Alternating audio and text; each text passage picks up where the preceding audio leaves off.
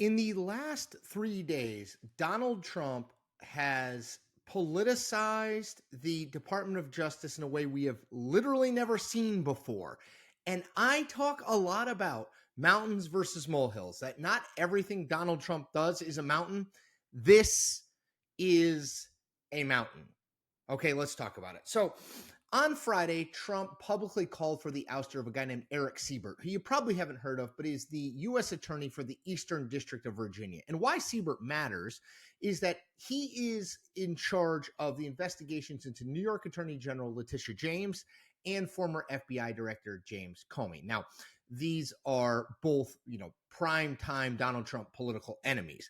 Now, Siebert had not yet found enough information and evidence to charge either James or Comey. And Trump didn't like that. So on Friday, Trump urged him to resign publicly. Later on Friday, Siebert resigned. Okay, that in and of itself is really, really bad because the job of a U.S. attorney is not to find non-existent evidence if it's not there to make the president happy. It's to investigate and prosecute crimes, right? That's the job. Okay, so that in and of itself is really not good. But then on Saturday night, Donald Trump sent what kind of sounds like a direct message, or it was meant to be a direct message to Pam Bondi, but he sent it on True Social with millions of people watching and reading. Here's what he said. I'm going to read the whole thing. Pam, I have reviewed over 30 statements and posts saying that essentially same old story as last time, all talk, no action. Nothing is being done. What about Comey, Adam Shifty Schiff, Letitia? They're all guilty as hell, but nothing is going to be done. Then we almost put in a Democrat-supported U.S. attorney in Virginia with a really bad Republican past, a woke rhino who was never going to do his job. That's why two of the worst Dem senators pushed him so hard. He even lied to the media and said he quit and that we had no case. No, I fired him, and there is a great case, and many lawyers and legal pundits say so. Lindsay Halligan is a really good lawyer and likes you a lot. We can't delay any longer. It's killing our reputation and credibility. They impeached me twice and indicted me 5 times over nothing. Justice must be served now. President DJT. Okay, I mean, it's pretty obvious why that's a problem, right? I mean, he's saying to the Attorney General, the top law enforcement official in the country, that she needs to prosecute his enemies, and that this guy, Erik Siebert, was bad because he didn't prosecute Donald Trump's political enemies. Now, I will note, according to the New York Times, both Pam Bondi, the Attorney General, and Todd Blanche, the Deputy Attorney General, asked Trump to keep Siebert in the job because he had been willing to cooperate with them on their crime crackdown and their immigration crackdowns. But Trump still got rid of him because he wasn't able to find enough evidence to prosecute Donald Trump's political enemies. Now, look, if you've been paying attention, you know that Donald Trump's understanding of how the Department of Justice works is very different than past presidents. In his first term, he appointed Jeff Sessions as Attorney General and was almost immediately unhappy with that pick because Sessions wasn't doing his bidding enough.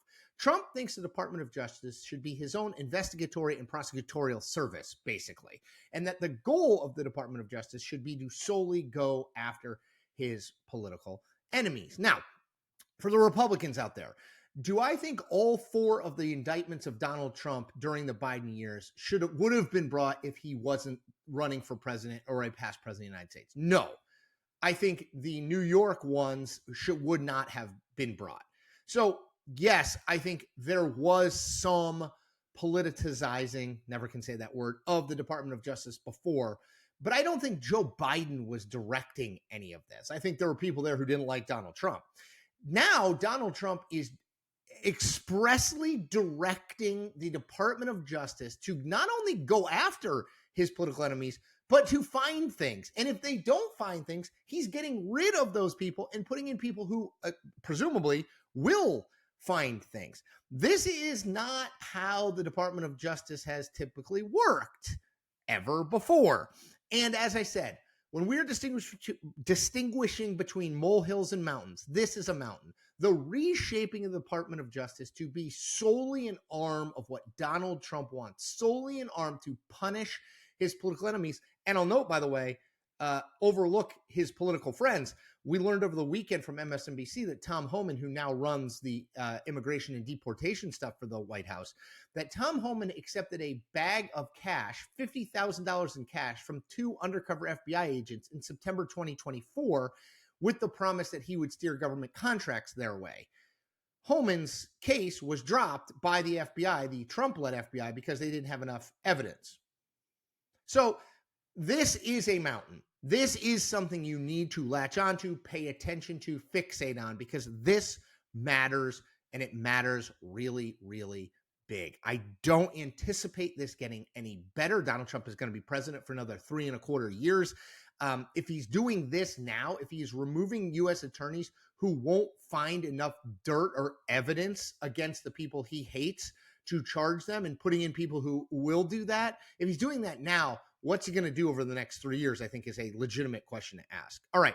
I asked you to do one thing for me. Hit that subscribe button. You get free content every single day like this, and I continue to grow as an independent news creator. Thanks. Take care.